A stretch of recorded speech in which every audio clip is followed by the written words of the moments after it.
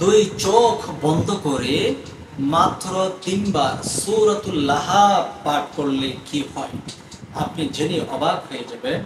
মাত্র একদিনেই সমাধান ইনশাআল্লাহ আপনি পেয়ে যাবেন।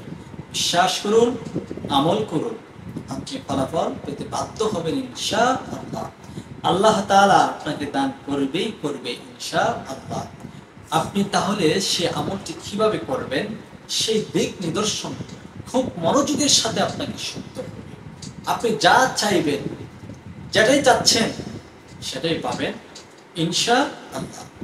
সম্মানিত দর্শক, তাহলে ভিডিওর শুরু থেকে একটা আবেদন করতে চাই, মনোযোগের সাথে ভিডিওটি দেখবেন, ভিডিওটি শেয়ার করবেন, চ্যানেলটি সাবস্ক্রাইব করবেন। আসুন আমরা জেনে নেই যে দুই চোখ বন্ধ করে সূরা লাহাব পড়ার যে কার্যকারী একটি উপকার দেখতে যাচ্ছি সেটি কি, আর এই আমলটি কিভাবে করতে হয়। এই আমলটি আপনাকে করার জন্য যে কাজ আপনাকে সর্বপ্রথম করতে হবে সেটি হচ্ছে আপনি পবিত্রতা অর্জন করবেন। আপনার শরীরে যেন কোনো নাজাসাত লেগে না থাকে, কোনো নাপাকি লেগে না থাকে, অথবা আপনি নাপাক হয়ে যেন না থাকেন। আপনি যখন আমলটি করবেন ইয়াকিন এবং বিশ্বাসী সহ আমলটি করতে হবে। অনেকে আছেন আমল করার শুরুতেই অথবা ভিডিও দেখার শুরুতেই আরে এগুলো ভণ্ডামি, এই সেই, এগুলো কাজ হয় না। কাজ কেন হয় না শুনুন, কাজ হয় না আপনার কারণে কাজ হয় না। কোরআন মিথ্যা নয়, হাদিস মিথ্যা নয়, আমল মিথ্যা নয়। তো সূরাতুল লাহাব এটা হলো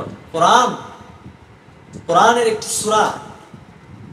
তো আপনি সেই সূরা পড়লে আপনি উপকার পাইবেন না কেন?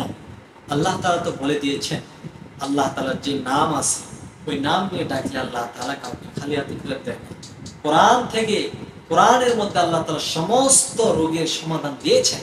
কোরআনের মধ্যে সমস্ত বিপদ আপদ থেকে রক্ষা করার দোয়া মুনাজাত আল্লাহ তাআলা দিয়েছেন। কোরআন হচ্ছে আমাদের সংবিধান।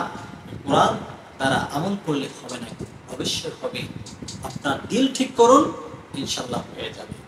তো আপনি আমলটি করার জন্য সর্বপ্রথম যে কাজ করতে হবে সেটি হচ্ছে পবিত্রতা।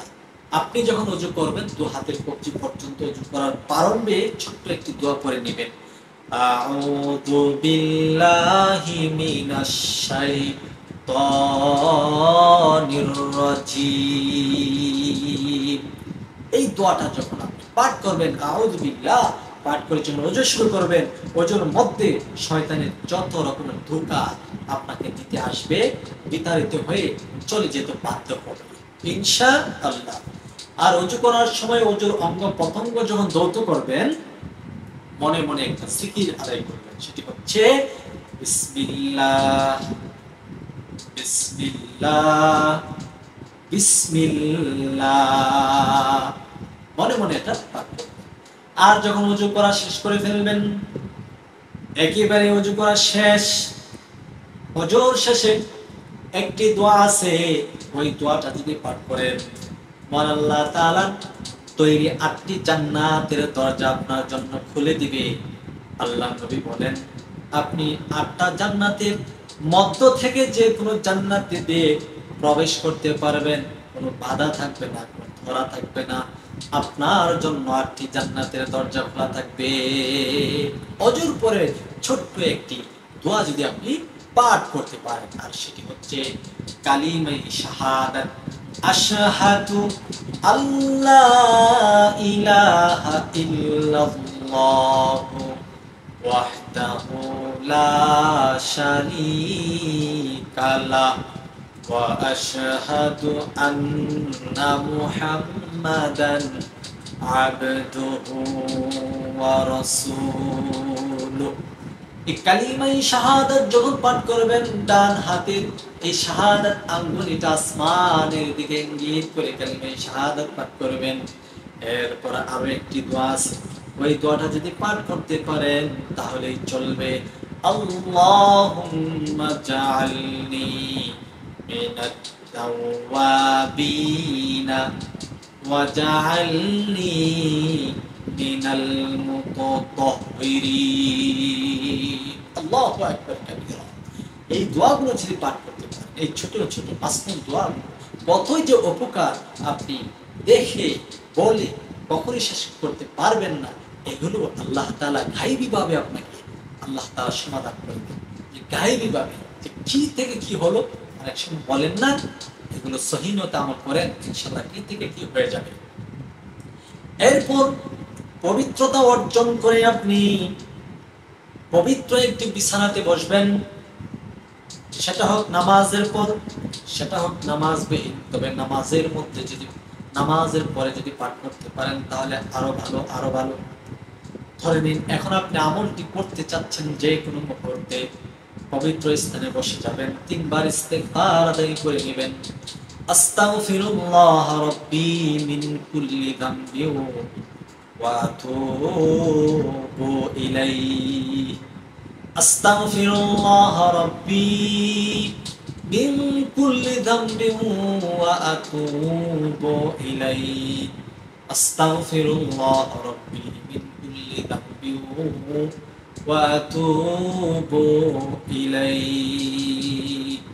এরপরে প্রিয় নবী সাল্লাল্লাহু আলাইহি ওয়াসাল্লামের শানে 3 মর্তবা দুরূদ শরীফ পাঠ করবেন, 3 বার দুরূদ পাঠ করবেন। পরামর্শ থাকবে দুরূদ ইব্রাহিম পড়ে নেবেন, আল্লাহুম্মা সাল্লি আলা মুহাম্মাদিন ওয়া আলা আলি মুহাম্মাদ কামা সাল্লাইতা আলা ইব্রাহিম ওয়া আলা আলি ইব্রাহিম ইন্নাকা হামিদুম মাজিদ। আল্লাহুম্মা বারিক আলা মুহাম্মাদিন ওয়া আলা আলি মুহাম্মাদ কামা বারাকতা আলা ইব্রাহিম ওয়া আলা আলি ইব্রাহিম ইন্নাকা হামিদুম মাজিদ। 3 বার ইস্তেগফার, 3 বার দুরূদ ইব্রাহিম যখন পাঠ করা কমপ্লিট হয়ে যাবে, তখন আপনার 2 চক্ষু বন্ধ করে নেবেন, 2টা চক্ষু বন্ধ করে গভীরভাবে মনোযোগ দিয়ে সূরাতুল লাহাব তাব্বাত ইয়াদা এই সূরাটা পাঠ করবেন এই নিয়মে। আউযু বিল্লাহি মিনাশ শাইতানির রাজীম। বিসমিল্লাহির রহমানির রহিম। তাব্বাত ইয়াদা আবি লাহাবিন ওয়া তাব্বা মা আগনা আনহু মালুহু ওয়া মা কাসাব সায়াসলা নারান যাতা লাহাবিন ওয়া ইমরাআতুহু হাম্মালাতাল হাতাব ফি জিদিহা হাবলুম মিন মাসাদ। যখন এই রকম ভাবে সূরাতুল লাহাব একবার পাঠ করা হয়ে যাবে, তখন আপনি মনে মনে ধারণা করবেন যে উদ্দেশ্য করে আজকে আমলটি করছেন, সেই উদ্দেশ্যটা আমি বলে দিব কিভাবে আপনি সেই উদ্দেশ্যটা এই জায়গার মধ্যে ফিটিং করবেন। দ্বিতীয়বার আবার সূরাতুল লাহাব পাঠ করবেন, পূর্বের মতো একই নিয়ম। তৃতীয়বার আবার এইরকম ভাবে 3 বার সূরাতুল লাহাব যখন পাঠ করা হয়ে যাবে, আপনি আবারও 3 বার দুরূদ শরীফ পড়বেন সাল্লাল্লাহু আলাইহি ওয়াসাল্লাম, সাল্লাল্লাহু আলাইহি ওয়াসাল্লাম, সাল্লাল্লাহু আলাইহি ওয়াসাল্লাম। এরপরে এখন আমি আপনাদেরকে জানিয়ে দেব আমলটি করলে কি হয়, এই আমলের উপকারিতা কি হতে যাচ্ছে, এই আমলের মাধ্যমে কি ফায়দা অর্জন করতে যাচ্ছেন।